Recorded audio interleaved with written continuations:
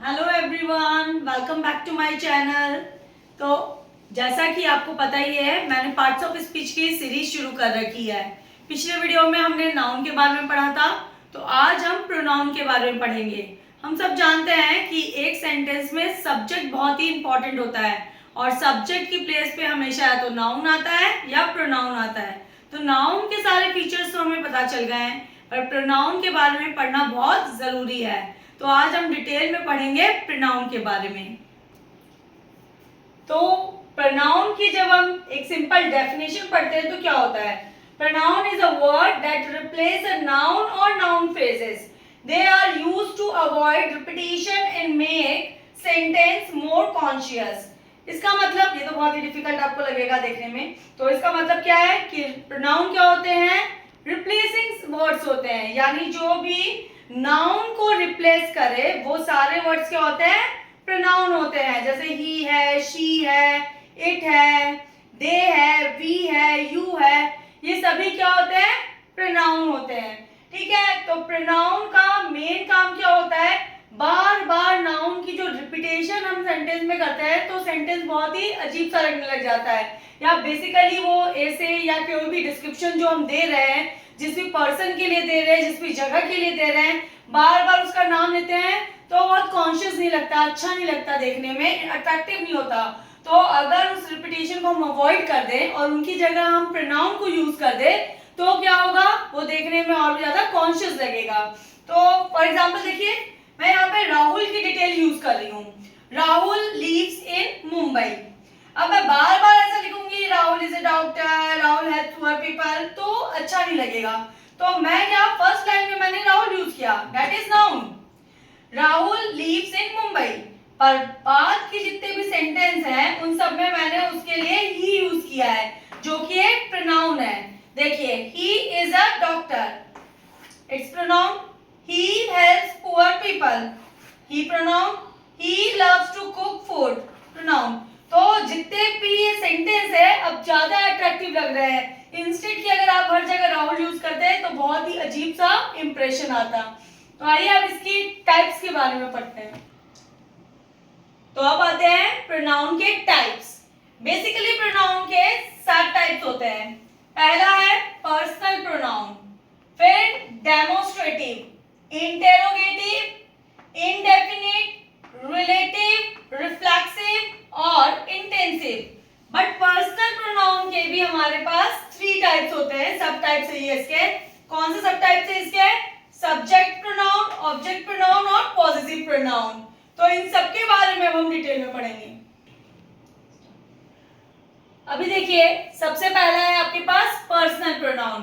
Personal pronoun का मतलब क्या होता है? जो पर्सन से रिलेटेड होता है। इट मींस जो भी आपका पर्सन को रिप्लेस कर रहा है, किसी भी सामान को नहीं, किसी चीज को नहीं, पर्सन को जो रिप्लेस कर रहा है। मोस्टली देखो, आप लोगों को टेंस पढ़ाते वक्त भी पर्सन पढ़ाए जाते हैं, जिसमें पर्सन के सिंगुलर और प्लूरल फॉर्म आपको पढ़ाए जाते हैं।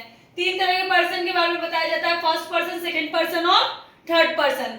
फर्स्ट पर्सन क्या होता है? स्पीकर, जिसके जो बोल रहा होता है कोई भी सेंटेंस में, जिसके भी थ्रू सेंटेंस बोला जाता है, दैट इज स्पीकर। तो वो फर्स्ट पर्सन होता है। अगर सिंगुलर है तो आई होगा, प्लूरल है तो वी होगा।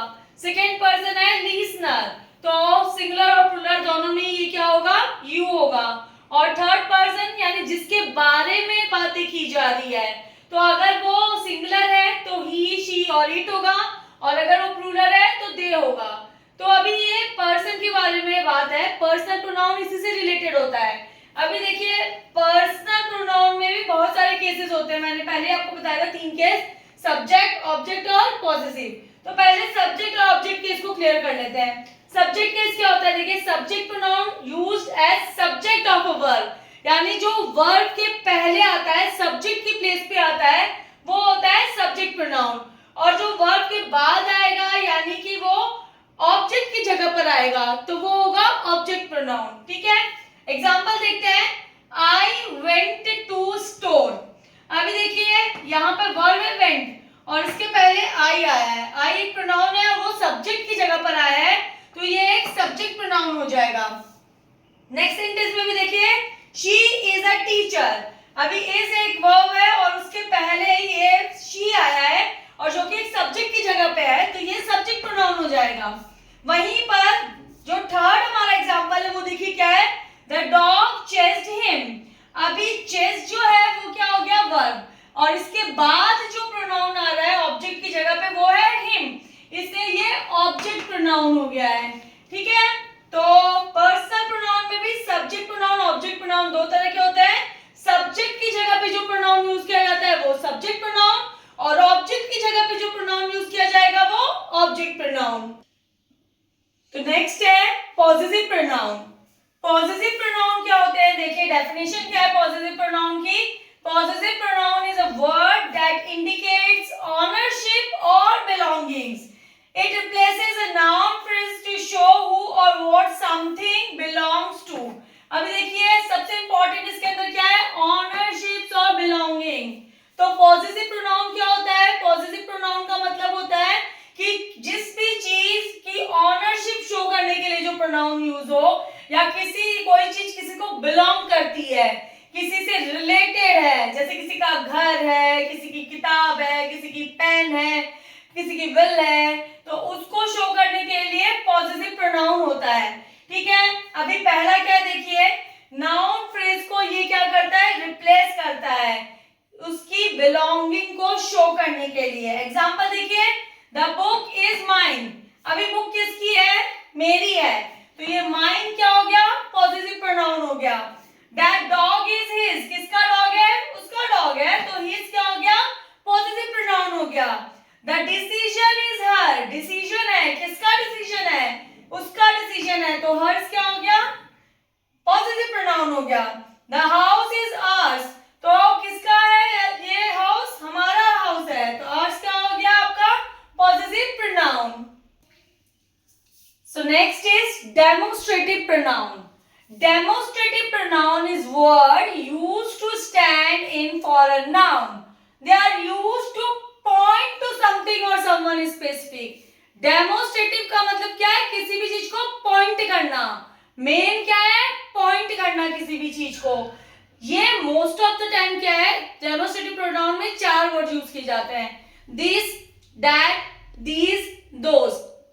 अभी देखिए कुछ चीजें होती है या कुछ लोग होते हैं जो पास के होते हैं, पास है एट द टाइम या अभी के लिए प्रेजेंट टाइम में, और कुछ चीजें हैं जो दूर है, तो जो पास की चीजें हैं उसके लिए हम यूज करते हैं दिस और दीज, और जो दूर की चीजें हैं उनके लिए हम क्या यूज करते हैं, दैट और दोज।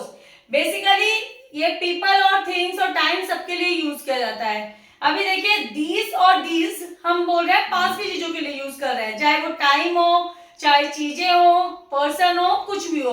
दीज यूज किया जाता है सिंगुलर के लिए और दीज यूज किया जाता है प्लूरल के लिए। वैसे ही दूर के लिए जब हम वर्ड यूज करते हैं डैट और दोज, तो डैट यूज किया जाता है आपके सिंगुलर के लिए और दोज यूज किया जाता है प्लूरल के लिए। फॉर एग्जाम्पल मैंने आपको यहाँ पे 4 एग्जाम्पल दिए, देखिए पहला है दीज एप्पल्स आर गुड, यानी ये एप्पल्स जो अभी पास में रखे हैं वो एप्पल की बात कर रही हूं मैं, बहुत दूर नहीं है, अभी एट द टाइम मेरे पास जो है वो एप्पल की बात कर रही हूँ। और क्योंकि ये एप्पल्स हैं, प्लूरल है, इसलिए मैंने यहाँ पे दीज लगाया है। तो दीज क्या है, डेमोस्ट्रेटिव प्रोनाउन है, और प्लूरल है इसलिए मैंने दीज लगा रखा है। अभी फिर से देखिए मैंने नेक्स्ट सेंटेंस लिखा, this time I won't be late.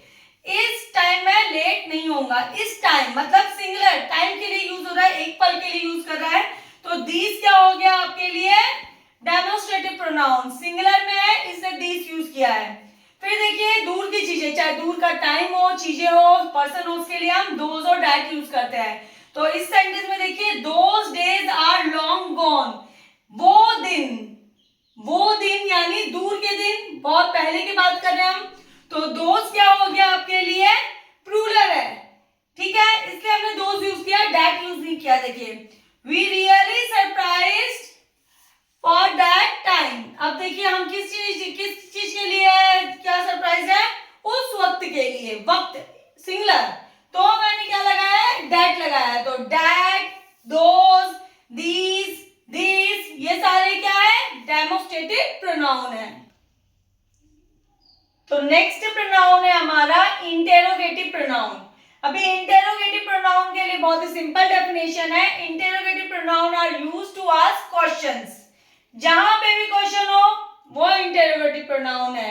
जो भी क्वेश्चंस के इंटरोगेटिव वर्ड्स हैं वो क्या हो जाएंगे, इंटरोगेटिव प्रोनाउन है। देखिए यहाँ पे दे रखा है which is your favourite colour, तो विच क्या हो गया, interrogative pronoun. Who made this mess, किसने मैस फैलाया, तो हु क्या हो जाएगा, interrogative pronoun. To whom did you speak, किससे बात कर रहे थे आप, तो टू whom में whom क्या हो जाएगा, interrogative pronoun. whose is that handbag, तो whose क्या हो जाएगा, interrogative pronoun. Next is indefinite pronoun. Indefinite pronoun refers to a non-specific person, place or thing. It doesn't point to a particular noun but rather a general or unknown quantity or group. Simple भाषा में बोले तो indefinite pronoun का मतलब होता है जो definite नहीं होता है, जैसे कि he, she, it, they, इनसे हम समझ सकते हैं कि he एक पर्सन के लिए बोला जा रहा है जो कि लड़का है, she एक पर्सन के लिए बोला जा रहा है जो कि लड़की है। तो पर indefinite pronoun क्या है, कोई भी definite पर्सन नहीं है, कोई भी हो सकता है, कुछ भी हो सकता है, बहुत सारे हो सकते हैं, सभी हो सकते हैं, ये होता है indefinite pronoun। ये कोई एक पर्सन को, पर्टिकुलर नाउन को इंडिकेट करने के लिए नहीं होता है, ये पूरी भीड़ के लिए होता है, या फिर कोई एक ऐसा बंदा जो भीड़ में से एक हो, इनके लिए होता है indefinite pronoun। जैसे एग्जांपल देखें तो someone is at the door, हमें नहीं पता कौन है, पर someone is at door, तो कोई पर्टिकुलर पर्सन या पर्टिकुलर नाउन के लिए someone यूज नहीं हो रहा है, किसी के लिए भी यूज हो रहा है, तो someone क्या हो गया है हमारे लिए indefinite pronoun। Many people attended the concert, हमें नहीं पता कौन कौन, पर बहुत सारे आए थे कॉन्सर्ट पे, तो many क्या हो गया है, indefinite pronoun। Nobody wanted to go, कोई भी जाना नहीं चाहता, तो nobody क्या हो गया, indefinite pronoun। All are welcome, सभी का स्वागत है, तो all क्या हो गया, indefinite pronoun। Next is relative pronoun. Relative pronoun क्या करता है, introduce a relative clause which provides more information about a noun. अभी क्या है, ये क्या होता है, जो नाउन और प्रोनाउन के बारे में हमें और भी ज्यादा इंफॉर्मेशन कह देता है, जिसके बाद जो इसे लिंक करता है, दो अदर सेंटेंस को जोड़ता है, जो भी वो होता है रिलेटिव प्रोनाउन। हु हो सकता है, विच हो सकता है, दैट हो सकता है, हुम हो सकता है, हुज हो सकता है, ये सभी क्या है, रिलेटिव प्रोनाउन होते हैं। एग्जांपल के थ्रू देखते हैं, देखिए Sheela who is a teacher also works as a social worker. अभी देखिए शीला, शीला के बारे में बात कर रहे हैं हम लोग, शीला कौन, Sheela who is a teacher, तो हु क्या हो गया, रिलेटिव प्रोनाउन। हु हमारे लिए क्या है, रिलेटिव प्रोनाउन, जो कि शीला के लिए यूज किया जा रहा है। Sheela who is a teacher also work as a social worker, वो सोशल वर्कर के तौर पर भी काम करती है, ठीक है। फिर देखिए नेक्स्ट सेंटेंस हमारा क्या है, सीमा इज अ गर्ल, किसके बारे में बात कर रहे हैं हम लोग, सीमा के बारे में, जो कि एक लड़की है। Seema is the girl whom I was talking, जिसके बारे में मैं बात कर रहा था, सीमा ही वो लड़की है। तो whom क्या है, सीमा के बारे में और भी ज्यादा इंफॉर्मेशन दे रहा है, तो whom क्या हो गया, रिलेटिव प्रोनाउन, जो सीमा को रिलेट कर रहा है कल की बातचीत से या पहले जो बातचीत हुई उससे। This is the pen which I lost yesterday, ये वो पेन है, कौन सा पेन, जो यस्टरडे यानी कल खो गया था। तो पेन के बारे में और ज्यादा इंफॉर्मेशन मिल रही है, कौन से पेन के बारे में बात हो रही है, जो कल खो गया था, तो विच क्या हो गया, रिलेटिव प्रोनाउन। तो व्हाट, whom, which, that, ये सब क्या होते हैं, रिलेटिव प्रोनाउन होते हैं। ये एक वास्ट जो भी है चैप्टर है हमारे ग्रामर का, इसके बारे में मैं और भी डिटेल में आपको बाद में पढ़ाऊंगी। मोस्ट ऑफ द टाइम ये हमारा एज अ ग्रामर का टॉपिक हमारे बोर्ड क्लासेस में यूज किया जाता है, 10th क्लास 9th क्लास उसमें आता है, तो इसको और भी डिटेल में मैं बाद में पढ़ाऊंगी। पहले अभी इसकी सिर्फ एक सिंपल क्या होता है ये डेफिनेशन और एग्जांपल्स के संग ही सिर्फ आपको बता रही हूँ। Next is reflexive pronoun. Definition wise बहुत ही कॉम्प्लिकेटिंग लगेगा, देखिए reflexive pronoun is a pronoun that refers back to the subject of a sentence or clause indicate that the subject and object of the verb are the same। पर basically होता क्या है, इसका मतलब है एक सेंटेंस में जो वर्ब के पहले आ रहा है यानी सब्जेक्ट और जो वर्ब के बाद आ रहा है ऑब्जेक्ट, दोनों ही एक ही पर्सन के लिए है, इसे हम रिफ्लेक्सिव प्रोनाउन कहते हैं। ये इसे और भी ज्यादा क्लियरली बताता है उसके काम को। जैसे देखिए, आई एंजॉयड माई सेल्फ, किसने एंजॉय किया? मैंने एंजॉय किया। तो आई क्या है? पर्सनल प्रोनाउन हुआ। एंजॉयड माई सेल्फ क्या हो गया आपके लिए? ये है रिफ्लेक्सिव प्रोनाउन। ठीक है, तो I enjoyed my self at the party, party में मैंने बहुत एंजॉय किया। फिर she made herself a cup of T, उसने अपने आप ही क्या बनाई? चाय बनाई। तो शी तो हुआ आपका पर्सनल प्रोनाउन, पर जो वर्ब के बाद आपके पास है हरसेल्फ, ये हो गया आपका रिफ्लेक्सिव प्रोनाउन। और दोनों में ही रिफ्लेक्सिव जो है वो शी के लिए यूज किया जा रहा है, यानी सब्जेक्टिव यानी पर्सनल प्रोनाउन और रिफ्लेक्सिव प्रोनाउन एक ही पर्सन के लिए है, इसलिए ये क्या हो गया आपका? Reflexive pronoun. फिर देखिए, दे ब्लेम्ड देमसेल्फ, उन्होंने किसको ब्लेम किया? खुद को ही ब्लेम किया। तो अब दे तो हो गया पर्सनल प्रोनाउन और देमसेल्व्स क्या हो गया आपके लिए? Reflexive pronoun. Last is intensive pronoun. Intensive pronoun किसी भी चीज को, नाउन या प्रोनाउन को क्या करता है? एम्फेसाइज करने का काम करता है।